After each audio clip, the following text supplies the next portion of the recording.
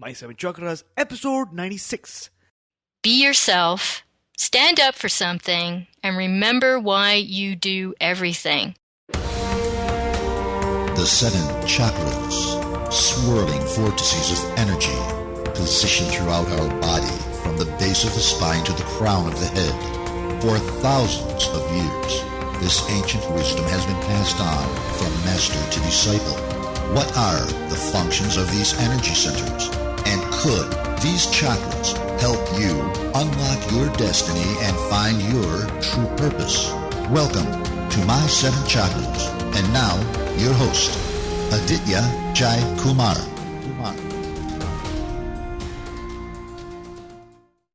What's up, action takers? AJ here, founder and host of My Seven Chakras, ancient knowledge, practices, and tips brought to you by the power of technology. Now, firstly, I want to tell you that I'm so grateful to you for pressing the play button without fail and spending some time with me and my featured guests as we find ways to help you on your journey. And it's been a blast so far.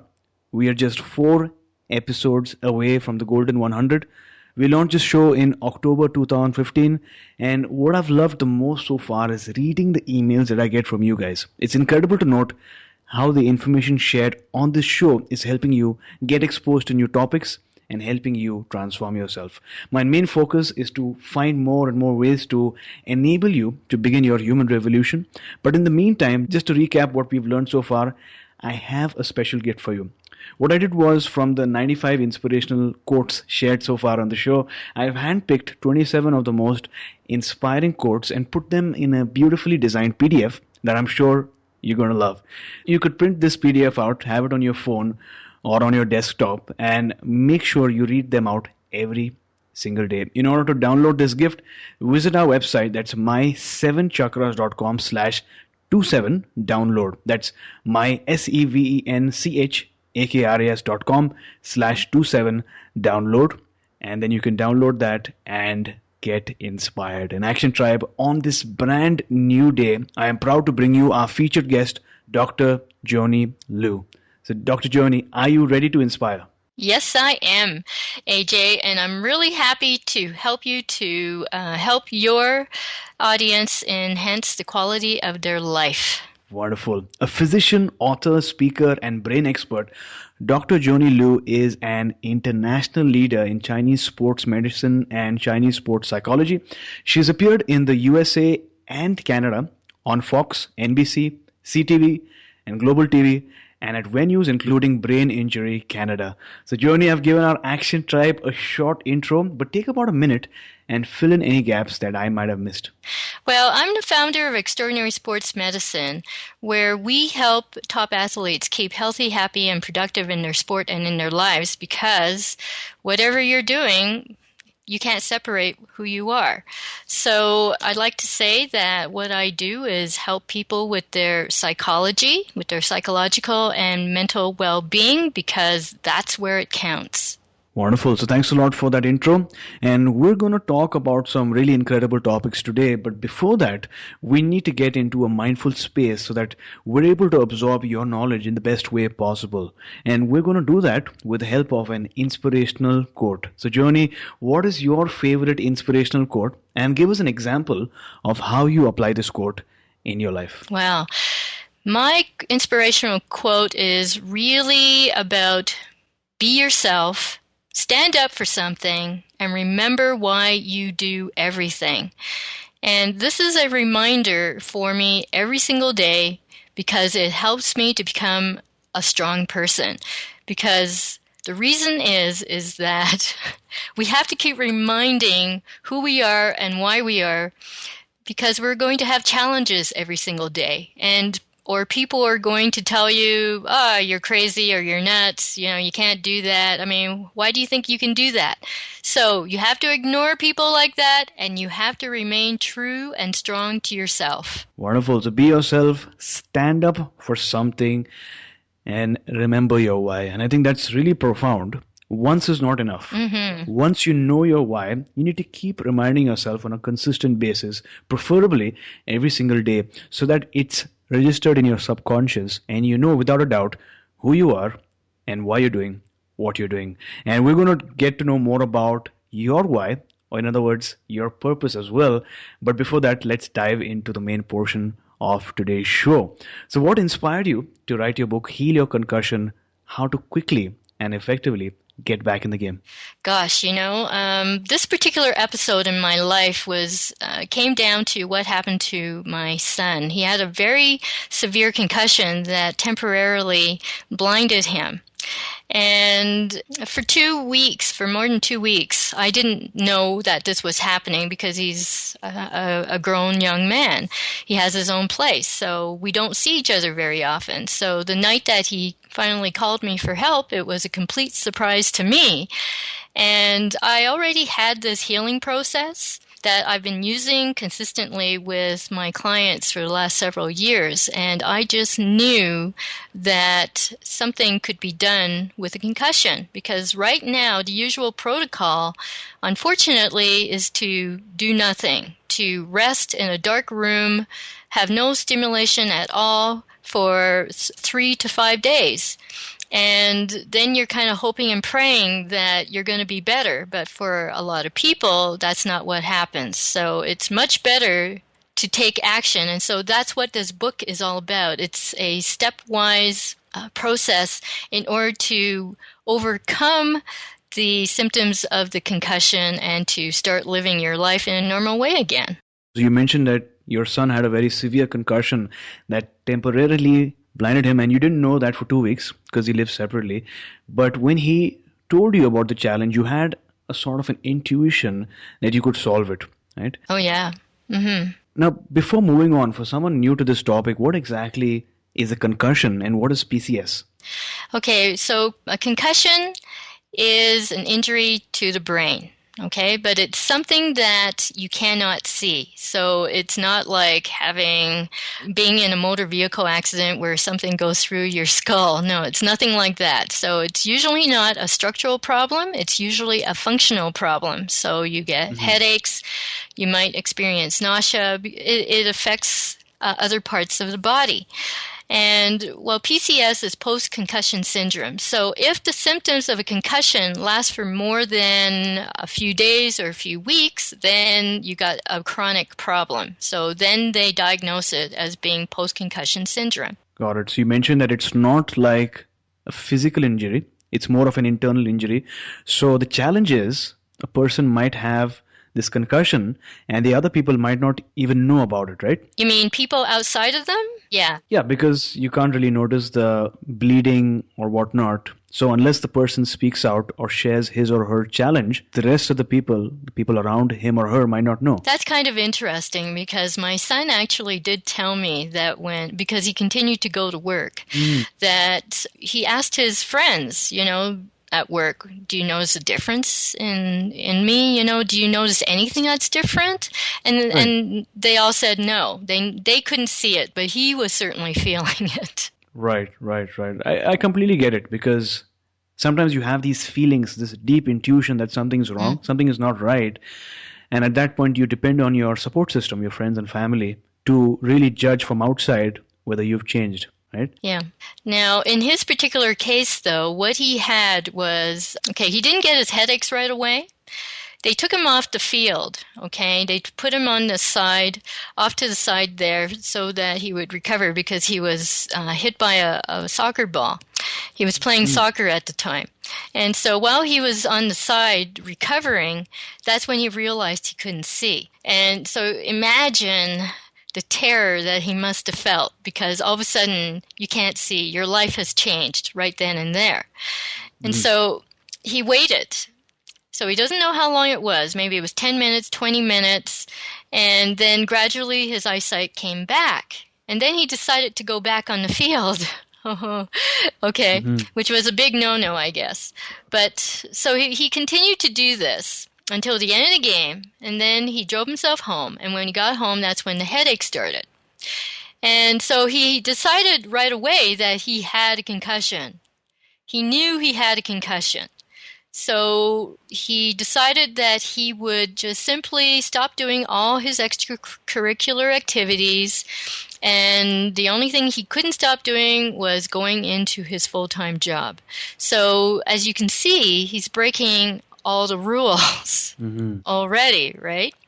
So by the time he called me, it was more than 2 weeks. Everything had gone from bad to worse because now he wasn't sleeping, so much for resting.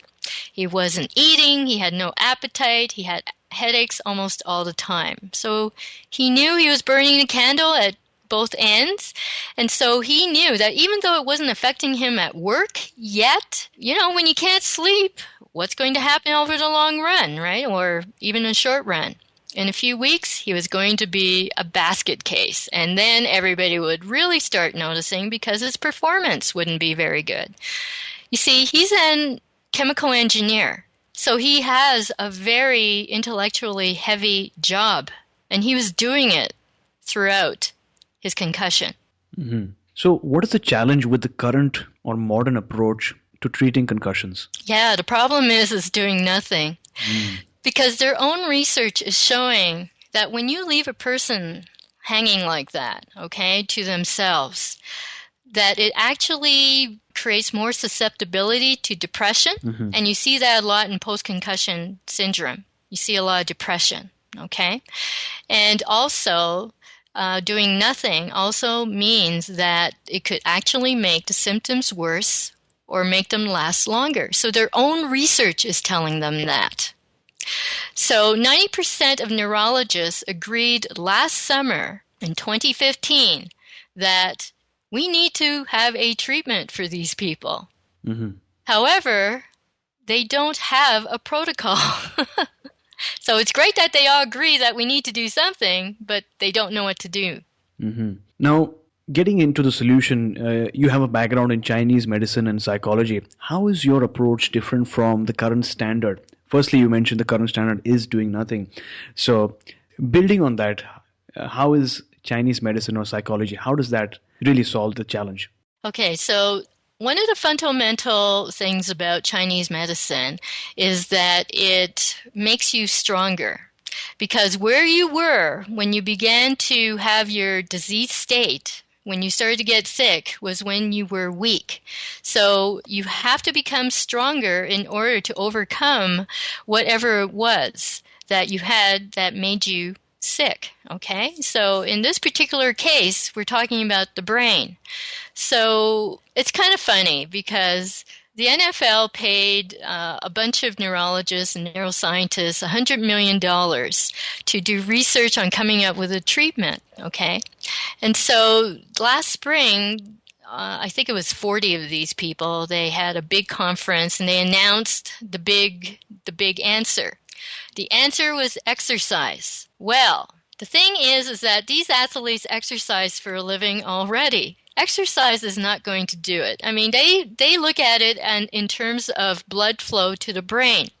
But unfortunately, the brain is very plastic. It's actually very easy to treat the brain if we use the research that they've already done in neuropsychology and neurogenesis, growing more brain cells, and also in neuroplasticity, which is changing the brain. Because they're telling us now that we can change the brain and that our thoughts are very important.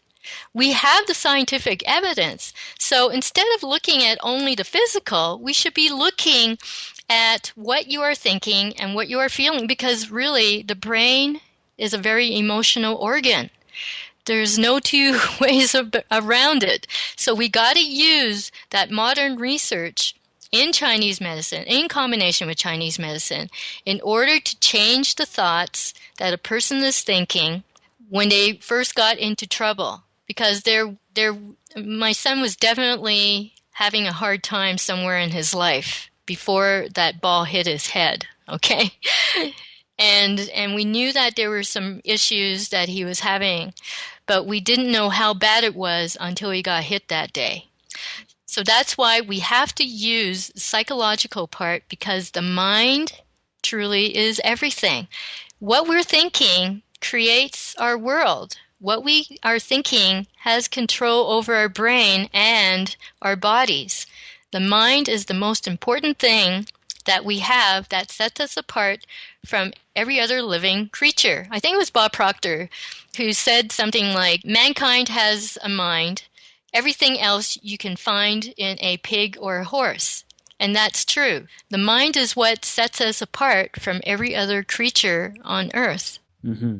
So you mentioned that it's all about making the brain stronger. Yes. Because the thing is that when the person suffers this challenge, when a person has the concussion, the person is in a state of weakness. Mm-hmm. And surprisingly, the recommendation that was recently given as a result of these people who came together, these experts, was exercise. But what doesn't make sense is that the athletes exercise for a living, Yes. right? So the solution has to be something different. And as you mentioned, we need to really tap into neuroscience and neuroplasticity because the brain is capable of miracles, but we need to do that in a way by focusing on thoughts, feelings, and emotions. Now, for somebody who is currently experiencing or has a concussion, who knows somebody who might have a concussion, what is this? Is it a training, or how do we really increase that focus more on the brain plasticity? What does it look like? Yeah, very good question. Because what it really comes down to is what makes us unhappy, which is really a very simple definition for stress. Okay? There is no such thing as bad stress or good stress. It's all bad. And the reason why when we have negative thoughts is because that's what sets off a stress response in our body. So then we have all these stress hormones flooding our brains and flooding our body, okay, all at the same time. So it has different implications for different parts of the body. But for the brain, this is what it comes down to, because there's a certain part of the brain that creates all our brain cells. Okay, because we know that the brain is plastic and we know that we can grow new brain cells. So if we're so stressed out chronically due to a set of problems or even just one major problem in our life, then our cells start craving the stress hormones. And so we start going into this endless cycle. Now, the reason why stress is so hard on our brain is because it will actually start inhibiting that part of the brain from creating more brain cells. Okay, so your brain, stress actually shrinks the brain and kills brain cells. But if you can learn how to turn things around by becoming a much more optimistic person, which sets off much more better neurotransmitters and hormones such as oxytocin, serotonin, endorphins, dopamine. Those things will safeguard your brain simply because, you see, these things don't just happen. These things don't just appear in our body. We actually have to feel a certain way. Just like if we feel bad, it will set off the stress response. Well, if we feel good, it will set off a parasympathetic nervous system response. So the parasympathetic is the part of the body that helps us to calm down and feel good again. So that's why we have to control our thoughts. Wonderful. So there you go, action takers. When we have stress, we have all these stress hormones flooding our brain, flooding our body. And what happens as a result, if this is happening on a continuous basis, our cells start craving these stress hormones. And that really inhibits your brain from making brain cells, stopping your brain growth. And the solution is to become more optimistic, is to inculcate that into your practice, because there's a mind-body connection. When you are more optimistic, you feel optimistic, and your body language is also more of optimism, and that releases certain wonderful hormones, right? Like serotonin, oxytocin, and what was the third one you mentioned? There's dopamine and endorphins. Dopamine. Wonderful. I've been doing some research about these stress hormones recently, and I've been trying out ashwagandha, which is a supplement that helps reduce the cortisol levels, which is mainly responsible for stress. And on a side note, that's been working really well for me. And interestingly, in my case, sometimes I don't notice that I'm stressed, Yeah. you know, Yeah. but I work all the time. Yeah. And a friend told me that maybe it's you've gotten used to this level of stress, so it's not like alarming levels of stress, but then there is definitely some stress involved. Yeah, exactly. That's why I was saying that your cells start craving it. So they want more and more, but you don't want more and more stress hormones going Mhm. through your body because for exact reasons that you just said. Yeah, the body gets used to it. That's why it's so important for us to become more aware of how we feel, but not just that, about why we feel that way and what positive action we're going to take in order to remove those things that stress us out. That's the whole thing about classical Chinese psychology that is different from your usual psychology because for them it's more about changing your behavior. Well, for me, it's about possibility thinking and moving forward on the things that bug you. Mhm. That's because then you've removed the issues that have become harmful to you and start replacing them with the things that you really want. Wonderful. So, moving on, what are certain mistakes that people make when they have concussions? Following their usual MD, for one Mhm. thing, because you see, only 3% of MDs are neurologists, and neurologists really their real quest in life is to do brain surgery. So they really don't understand how the brain works day to day, minute to minute.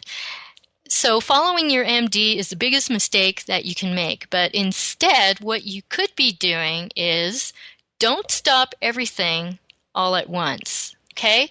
Stop, try and do everything that you're used to doing. However, if you find that something really is making you feel worse, then definitely stop that. Okay? So I would recommend trying to be as normal as possible, but being very aware of how you feel during this healing process. Basically, it's really a good idea not to feel bad about it because remember, take it as another challenge.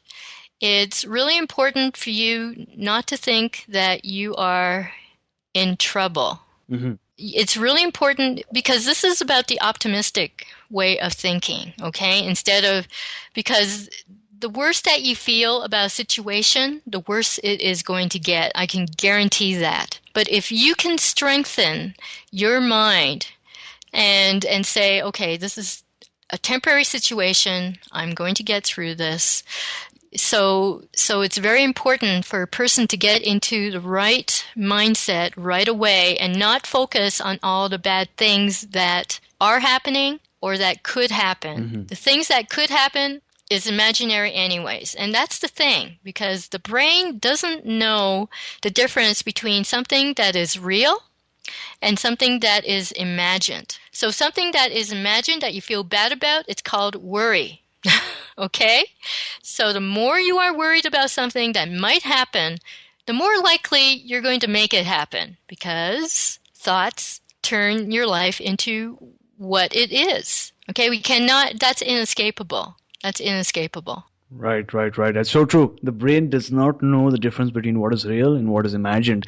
And if the brain could really make out the difference between reality and imagination, then movies wouldn't do so well. Because, when you go to a movie, what you're essentially watching is a 30-foot gorilla on a screen. Yeah. And when there's a plane crash, you sometimes get scared or there's a knee jerk reaction, but in reality you have 100 people staring at a screen, staring at some animation. So that's really profound. Now, taking a few steps back, how did you first get exposed to Chinese medicine and psychology? Oh, goodness.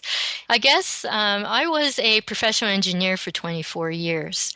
And one day I had a cancer scare.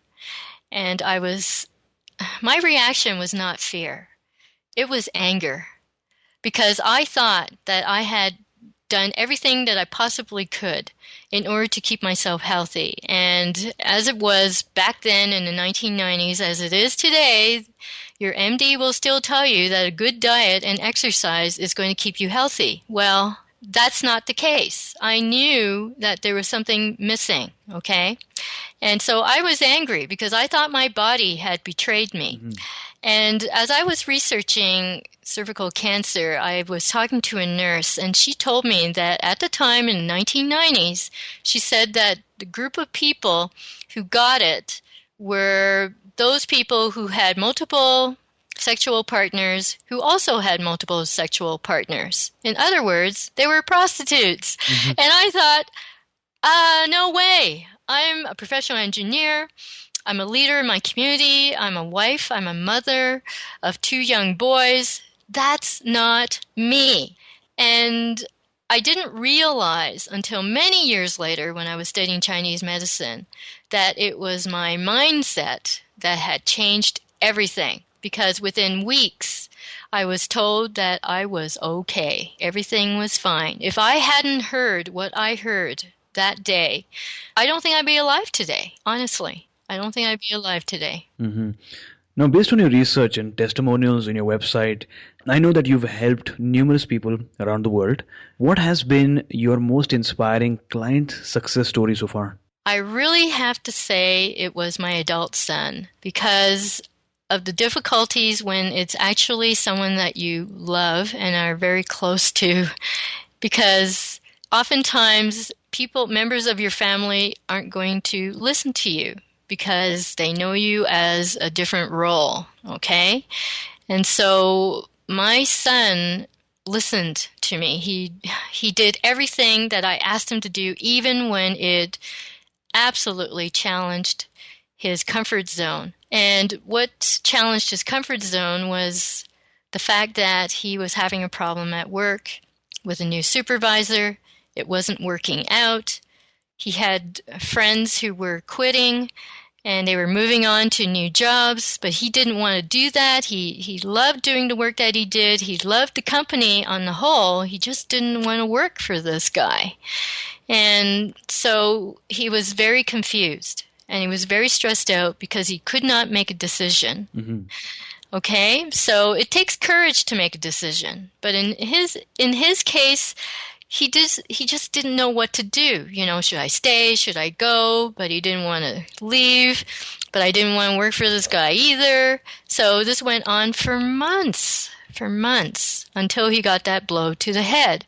And it was on the right-hand side of his brain, okay? Of the head above the ear. And that's where, in my medicine, the gallbladder meridian runs through there. It runs around the eye, around the ears, down the shoulders, all the way to the little toe. Now, the gallbladder, in Western stance, you know, this is about courage, right? You got a lot of gall, okay?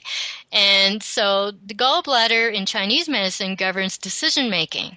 And that's why courage and decision-making are connected. So because of his confusion, a head injury is always about confusion. You're confused about something in your life. So now you get hit in the head and you're even more confused because you haven't dealt with the situation yet. So I had to ask him to set up a meeting with his boss on a weekly basis and ask him for what he wanted. You see, I had made many mistakes like this in corporate life too, and I did not want him to make the same mistakes as I did. I wanted him to learn much better life skills so that he could deal with situations like this. And so I also told him, look, you know, you're the one with the problem, so you have to be the one to take the first step because this guy has no idea that you're suffering. You're the one who's suffering, so you have to take the first step. And then I said, okay, well, there's also no guarantee that he's going to do anything about what you've asked him to do. Whatever it is that you want him to do, there's no guarantee. So I waited. And he said, okay. But I knew it was going to be hard because he's a very quiet guy. You know, he's just a very good worker. But ask him to do anything like this is totally outside of his comfort zone. If you know any engineers, I don't know if you are one yourself, but many of them are very quiet, okay? They're not about to blurt out stuff like this. And so I knew this was going to be difficult, but I checked with him every time we met to make sure he was keeping his side of the promise, and I was his accountability partner throughout this entire process. But he did it. And because he did it, he felt good. And he felt good because he was taking control of a difficult situation. He didn't have any control before. He didn't know he was losing control. And that was a big part of the stress as well, because he was losing control. He didn't know how to take back control. So this was a very, very important step for both him and me on the road to healing concussions. Wonderful. You mentioned that people in your family, and this is really true, might not listen to you because the relationship that you have with them is not a professional one. But your son listened to you and he told you that there was a challenge at his workplace. He had a challenge with his supervisor. Loved the job, but he did not like his supervisor, and that led to some confusion, which was further spurred on due to the head injury. But you gave him a set of steps to actually have those conversations, which were really critical and important with his supervisor. And even though he wasn't really comfortable, didn't want to have those conversations, he did that, and that made him feel better. So that's really inspiring. Now, from your study of neuroscience and brain plasticity, is there a simple yet effective health tip that you could share with our listeners to boost their brain health? What's really important is that you have to have awareness of what you're thinking, because most of the time we're acting things out in a very habitual way.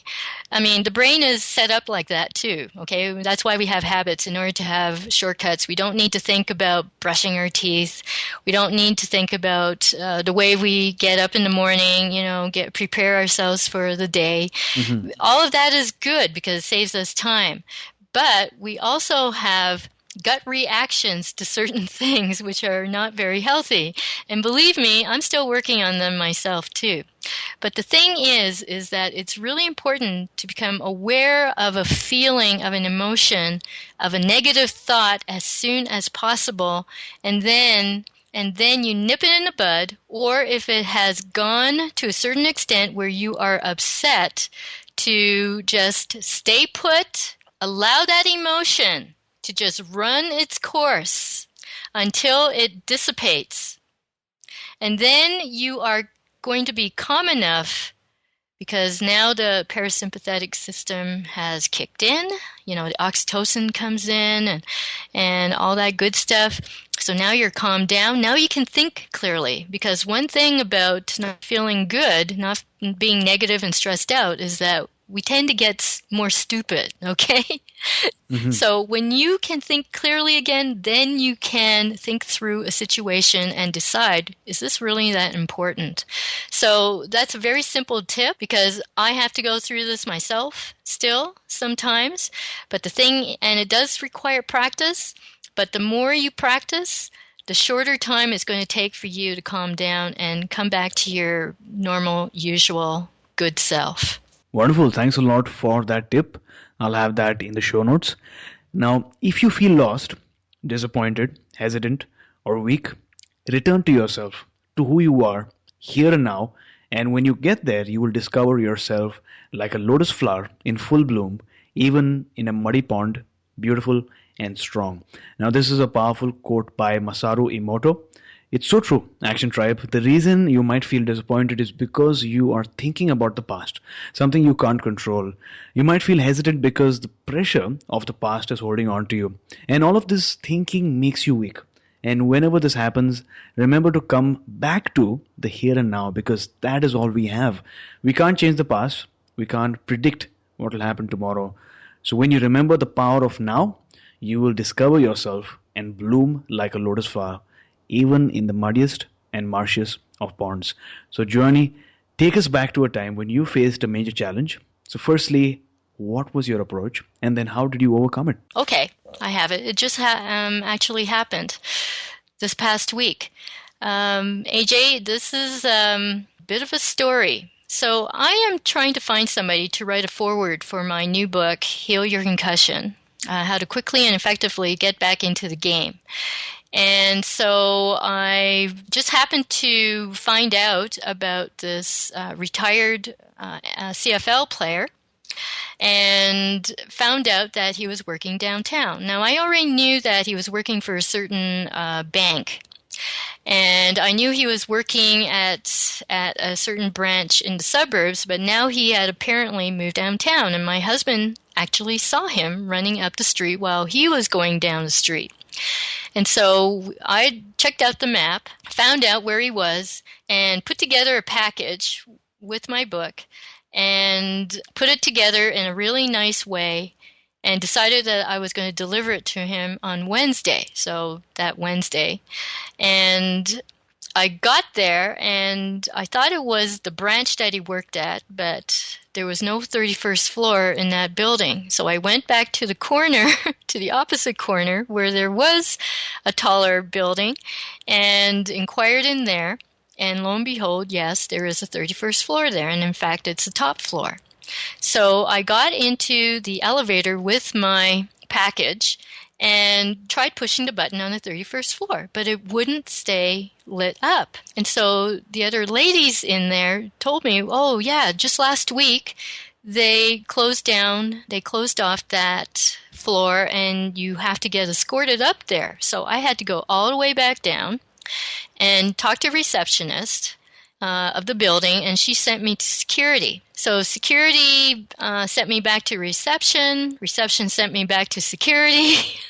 And I'm trying to only be focused on my goal, which is to deliver it to this person. And so I did not get upset. Okay, I did not give up. I just stayed with the course. So security finally helped me, and they called up 2 people on that 31st floor, including apparently the person that the package was meant for. And so I waited, and I waited, and I waited. Meanwhile, several people came in and out of the security area to talk to the security desk and had come and gone. Delivery people, everybody, you know? And so I finally went back to them and said, okay, who did you talk to? And they said, oh yeah, okay, no, this guy's coming. And then they looked at their TV screens and said, in fact, this guy is coming down right now. And so I asked, well, who is it? And they said, yeah, the guy, that you wanted to talk to. Oh, okay. I wasn't actually prepared for that. So to meet him face to face. So I just reminded myself why it was important, why I'm there, why this was important to me, what I was going to say to him, which was going to be more about him than about me. And he finally came through the doors. We had a good conversation. He accepted the package, and I left. And so instead of something that I thought was going to take 10 minutes, it took me an hour. And the thing is, I did not panic or give up. So looking back now, what is that one major life lesson that our listeners can take away from your story? If something really means a lot to you, never give up. And also, perception is everything. Because here I am being told to go back and forth, okay? To do what I'm supposed to be doing and to let my perception not be clouded by pessimism or negativity, but to hang on to the reason why I am there and why it is important. So thanks a lot for sharing your story. Because you shared your story, our listeners now have one more reason to not give up, to try harder, and to take action, especially if that something means a lot to them. Action Drive, once you find your why, your resolution to get things done becomes stronger. The mist of any confusion or ambiguity that might have been there clears off, and you do only those things that get you closer to your mission. So even though you might be working longer than you were before, you feel at peace because you're conserving your energy for what is meaningful to you, and you will ensure that you do what is needed no matter what. And that's probably why Benjamin Disraeli once said, I have brought myself by long meditation to the conviction that a human being with a settled purpose must accomplish it, and that nothing can resist a will which will stake even existence upon its fulfillment. So my question to you, Johnny, have you found your life's true calling? And if yes, what is your life's calling? Yes, I found my calling. Last March 2015, I was taking a course called Speak to Sell. And one of the questions that the author asked was, what would be the outcome if your client did not accept your offer to help them? And immediately it came to me. It was suicide. And then I cried. And while I'm crying, she's saying, "Some of you will be saving lives." And then I really started to bawl, because she knew. And I'm listening to an audio program. And yeah, it just hit me like lightning. And that's when I realized that I'm in this to save lives. Mhm. So, was there ever a magical moment in your life beyond which you were pretty confident that your life was about to change? Let's hear that story. Oh, a magical moment yeah, that was the magical moment. That's when I discovered why I was here. This is the reason why that I am doing what I'm doing and why I am so determined to get the job done. Wonderful. I'm sure that was a really important and precious magical moment, especially since you were going through these emotions while the others were, seemed natural, regular, right? And you had this very emotional moment where you realized that what you were doing literally is transforming people's lives. That is an awesome way to put it, AJ. That is so awesome. Hmm. And this brings us to the last round for today's show, which is called the Wisdom Round. And this round has just 4 questions. It's structured just like a rapid fire round. So are you ready? Yes.